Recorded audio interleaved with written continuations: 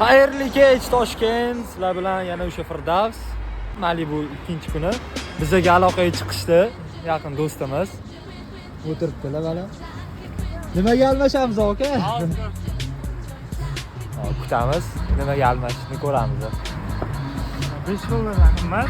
$5. AirPods'lar. Ular narxi necha pul endi? 300 ming deydi mana. 300 mingga almashyapti hammasi.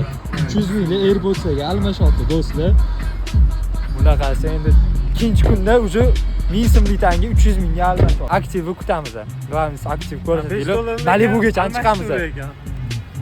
$5. Almashtirib mana. Rozimisiz aka AirPods'ga? Xolos, Malibuda ko'ringlar. Inshaalloh Malibuda ko'ramiz. Hammaga rahmat.